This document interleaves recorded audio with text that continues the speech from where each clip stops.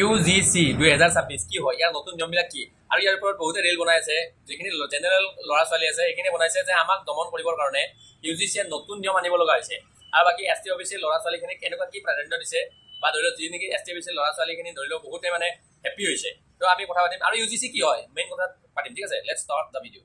ইউজিচিৰ সম্পূৰ্ণ অৰ্থ হৈছে ইউনিভাৰ্চিটি গ্ৰেণ্টছ কমিশ্যন, আৰু এইটো এক গঠন কৰা হৈছিল 1956, আৰু এইটো এটা ভাৰত চৰকাৰৰ দ্বাৰা মানে স্বীকৃতিপ্ৰাপ্ত এটা সংস্থা হয়, ঠিক আছে। আৰু ইয়াৰ মেইন কামটো কি আছিলে, মেইন কামটো আছিলে যে ধৰি লওক ফেক ডিগ্ৰী যিগিলা আছে বন্ধ কৰা, নতুন বিশ্ববিদ্যালয় মানে স্থাপন কৰা, বা ধৰি লওক আমাৰ যিখিনি ধৰি লওক বিশ্ববিদ্যালয় আছে সেইখিনি বিশ্ববিদ্যালয় উচ্চ স্তৰলৈকে লৈ যোৱা ইয়াৰ মেইন কাম আছিলে, ঠিক আছে। তো এতিয়া 2026 মেইন কেইটামান এটা ৰুল মানে বান্ধি দিছে।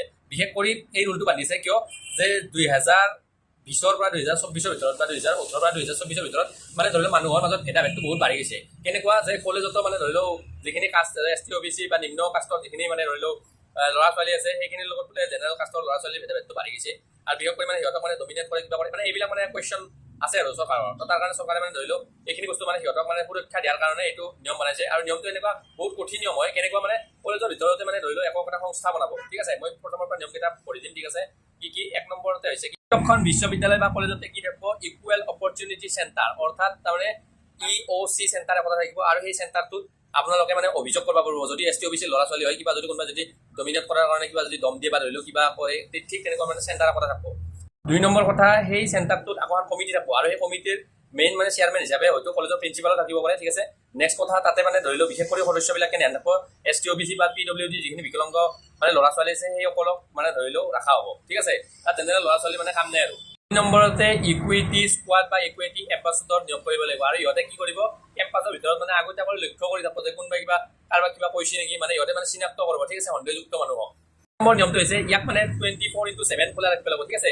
এইটো মানে ধৰি 24/7 চাৰ্ভিচ দিব লাগিব। 5 নম্বৰ কথা, যদি ভেদাভেদৰ কিবা যদি ধৰি লওক এনেকুৱা লক্ষণ বা ধৰি লওক কিবা যদি কমপ্লেইন আহে, তেনেহ'লে 24 ঘণ্টাৰ ভিতৰত ইয়াক মানে গ্ৰহণ কৰিব লাগিব, আৰু এই ৰিপৰ্টটো ইউজিচিৰ হাতত মানে 15 দিনৰ ভিতৰত পঠাব লাগিব, আৰু 7 দিনৰ ভিতৰত ইয়াক মানে ধৰি লওক ইয়াৰ ওপৰত একশ্যন বা কাৰ্য কৰিব লাগিব, ঠিক আছে। নেক্সট 6 নম্বৰ কথাটো, 6 নম্বৰতে বিশেষ কৰি এছ টি অ' বি চি বা ধৰি লওক SC ল'ৰাখিনি সুৰক্ষা দিয়াৰ ওপৰত মানে ধৰি লওক গুৰুত্ব দিয়ে। বিশেষ কৰি যেনেকৈ কৰি ধৰ্ম, লিংগ, জন্মস্থান বা ধৰি লওক ঠিক এইবিলাক বস্তুৰ ওপৰত মানে ধৰি লওক গুৰুত্ব দিয়ে। এইবিলাক বস্তুক লৈ যেন কোনো যাতে তৰ্ক বিতৰ্ক কৰিব নোৱাৰে। 7 নম্বৰতে ইউজিচিয়ে কি কয়, যে যদি এনেকুৱা ধৰি লওক কোনো কমপ্লেইন আহে, জেনেৰেল ল'ৰা ছোৱালীৰ যদি কোনোবা টৰ্চাৰ কৰা বুলি আহে যে জেনেৰেল ল'ৰা ছোৱালীৰ ওপৰত, তেনেহ'লে ই মানে শাস্তি প্ৰদান কৰিব পাৰে। আৰু নেক্সট কথা, কলেজখন বন্ধ কৰি দিব পাৰে, বা ধৰি লওক কলেজখনৰ ক্ষেত্ৰত যিখিনি মানে অনুমোদন আহে সেইবিলাক বস্তু বন্ধ কৰি দিব, ঠিক আছে। তো এনেকুৱা যদি কলেজখনৰ পৰা কিবা এটা কমপ্লেইন আহে, ঠিক আছে। তো এইখিনি আছিলে নিয়ম, আৰু এই নিয়মখিনি ধৰি লওক বনোৱাটো আপোনালোকৰ কাৰণে ভাল হৈছে নে বেয়া হৈছে এইটো কমেণ্ট কৰিব।